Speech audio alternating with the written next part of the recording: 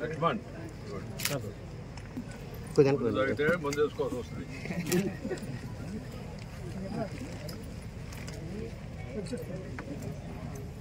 Yuvraj Singh foundation వెళ్ళిపోతారు.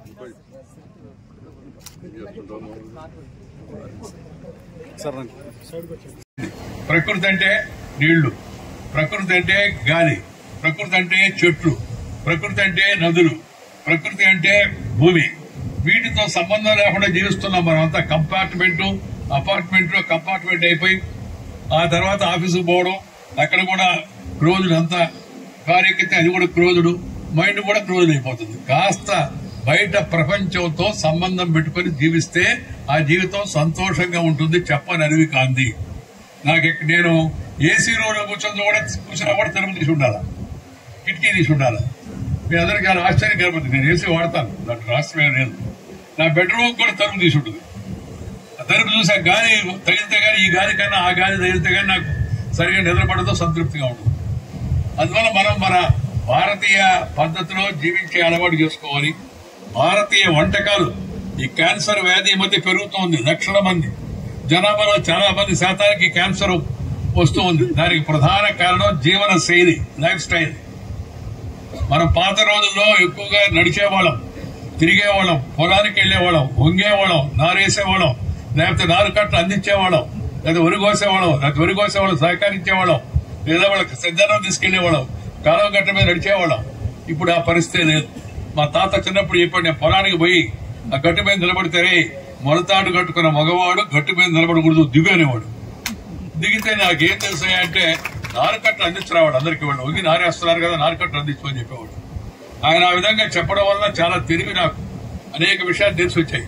కాబట్టి ప్రకృతితో కూడా సమయం గడిపెట్టుకే పిల్లల్ని కాస్త వాళ్ళ కాలక్షేపం, ఏసీ లేకపోతే నేను చెప్పిన సెల్ ఫోను, లేకపోతే ఆ టీవీ కూడా వచ్చింది 24/7.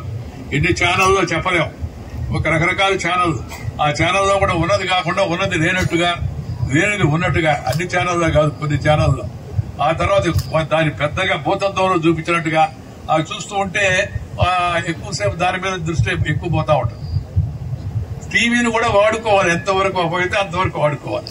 సినిమా పోవడం కూడా తప్పు లేదు. సినిమాలు కూడా ఎంతవరకు మేరకైతే అంతవరకు ఆ సినిమా చూడాలి. తద్వారా కొన్ని విషయాలు మనం తెలుసుకోవాలి. అందుకని కుటుంబ వ్యవస్థని బలపరుచుకోవాలా, కుటుంబ సభ్యులతో కాలం గడపాలా, ఉపాధ్యాయులతో కాలం గడపాల, పిల్లలు ప్రకృతితో కాలం గడపాలా. ఆ విధంగా జీవన శైలిని రూపొందించుకోవాలా. సూర్యోదయంతో లేయాలా.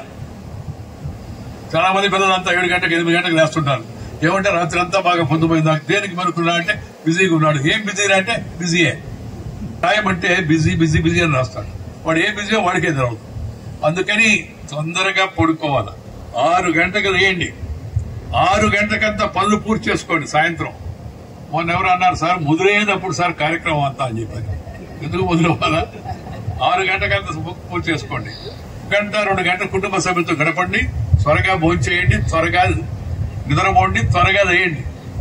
నేను రాజకీయాల్లో ఉన్నప్పుడు రాత్రి 11-12 దాకా తిరిగేవాడిని. ఈ దేశం అంతా మన భుజాల మీద నడుస్తుంది అనుకునేవాడు. అప్పుడు తర్వాత దేశం వచ్చింది, మనమే కాదు చాలా మంది ఉన్నారు మోసేవాళ్ళు అని చెప్పి. ఈ ఉపరాష్ట్రపతి అయిన తర్వాత నేను రాత్రి 7 గంటకే భోంచేస్తున్నా. 7:30 8:30కే పడుకుంటున్నాను. ఉదయం 4 గంటలకు లేస్తా. 4:30 లేచి మొహం గడుపుకొని పరిశుభ్రం అయిన తర్వాత అన్నమాచార్య కీర్తన ఉంటారు. ఆ గిరిమెళ్ల బాలకృష్ణ ప్రసాద్ గారు, లేదా బాలసుబ్రహ్మణ్యం గారు, లేకపోతే ఇంకా కొంతమంది గాయకులు చాలా అద్భుతమైన మంచి పాటలు మనకి ఇస్తారు. మంచి పాటలు వినడం వల్ల మంచి ఆలోచనలు వస్తాయి. మంచి ప్రకృతిని చూడడం వల్ల మంచి సానుకూల దృక్పథం వస్తుంది. మంచి వాళ్ళతో మాట్లాడడం వల్ల మంచి ఆలోచనలు మనకు వస్తాయి. పాజిటివ్ థింకింగ్ వస్తుంది మనకి. అందువల్ల పిల్లలకు కూడా ఆ విధంగా ఉదయాన్నే వేయడం. తర్వాత కాస్త శారీరక శ్రమ అలవాటు చేయాలి. Walking, jogging, running, playing kabaddi kho kho free. Kabaddi kho kho పేదవాళ్ళు ఆడే ఆటలు, దానికి ఖర్చు లేదు. ఆ తర్వాత ఫుట్బాల్, ఆ తర్వాత హాకీ. కొద్దిగా డబ్బులు ఉన్నవాళ్ళు కాస్త క్రికెట్. హాకీ మంచి ఆట అంటే ఫుట్బాల్, మంచి ఆట అంటే ఖోఖో, మంచి ఆట అంటే కబడ్డీ. వాటిలో శారీరక శ్రమ ఉంటుంది, ప్రతి ఒక్కరికి రావాలి. దాంతోపాటు సమాజం మనకి ఇచ్చింది, మనకి జన్మనిచ్చిన తల్లిదండ్రులు, మనం పెంచి పెరగడానికి అంతా కూడా కారకులైన ఉపాధ్యాయులు, లేకపోతే మనకు సహకరించిన యొక్క ఇరుగు పొరుగు వారు, అలాగే సమాజము, వీటిని తిరిగి మళ్ళా మనం తిరిగి ఇవ్వాలి. నేను ఇందాక చెప్పాను కదా, అమెరికా వెళ్లేవాళ్ళు చాలా మంది అమెరికా వెళ్తుంటారు. ఇప్పుడు రాబోయే రోజుల్లో అమెరికాలో ఉన్నవాళ్ళు ఇక్కడికి రాబోతున్నారు, అది తెలుసుకోండి. మనం అది అమెరికాకి వెళ్లాల్సిన అవసరం కూడా లేదు. అన్ని ఆ కావాల్సిన అధునాతన సాంకేతిక పరిజ్ఞానం అంతా మన దేశంలో ఉంది. ప్రపంచంలో ఉన్న పెద్ద పెద్ద ఈ సాంకేతిక సంస్థలందరికీ సీఈఓలు చూడండి, ముఖ్య కార్యనిర్వహణ అధికారులు భారతీయులుగా ఉంటున్నారు, తెలుగు వాళ్ళుగా ఉంటున్నారు. సత్యానాదాల దగ్గర నుంచి అంటే మన తెలుగు వాళ్ళలో, మన భారతీయుల్లో, ఈ నేలలో, ఈ భూమిలో, ఈ ఆకాశంలో, ఈ నీటిలో, ఈ వాయువులో అంతర్లీనంగా అంతటి శక్తి, అంతటి తెలివితేటలు నిబిడీకృతం ఉన్నాయి. వాటిని గుర్తించి వాటిని ప్రోత్సహించి పైకి తీసుకురావాలి. సో అందుకే నేను అమెరికా వెళ్ళే వాళ్ళకి కూడా చెప్తున్నాను, go, you want to still go land, నేర్చుకో, ఎర్న్, సంపాదించుకో అండ్ రిటర్న్. మన తిరిగి దేశానికి వచ్చి సమాజానికి ఏదైనా మేలు చేయనేది నేను మామూలుగా అందరికి యువతరానికి అంతా కూడా ఇచ్చే పిలుపు. దాన్ని ప్రతి ఒక్కరు కూడా పాటించాల్సిన అవసరం అంత ఉంది. అప్పుడే జీవితానికి నిజంగా ఒక సార్థక్యత ఏర్పడుతుంది. నేను యుఎస్ రిటైర్డ్ అంటే ఇప్పుడు కొత్తగా చెప్పారు, ఇవాళ ఎవరో జోకేశారు, మా అమ్మాయి యుఎస్ రిటైర్డ్ అంటే యుఎస్ నుంచి రిటైర్డ్ అని.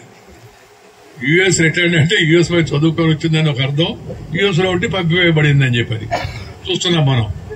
రాబోయే రోజుల్లో ఈ యొక్క ధోరణి ప్రపంచం అంతా కూడా పెరుగుతుందని చెప్పి నాకు భయం వేస్తుంది. అందువల్ల మనం వాటి మీద ఆశ పెట్టుకోకుండా మన దేశంలో ఉండే సౌకర్యాలు మనకు దగ్గరగా ఉండే వాటిని మనం ఉపయోగించుకొని మనము తిరిగి సమాజానికి కొంత సేవ అందించే కార్యక్రమాన్ని ప్రతి ఒక్కరు కూడా జీవితంలో దాన్ని ఒక అంతర్భాగం చేసుకోవాల్సినప్పుడే ఆ జీవితానికి ఒక అర్థం వస్తుంది.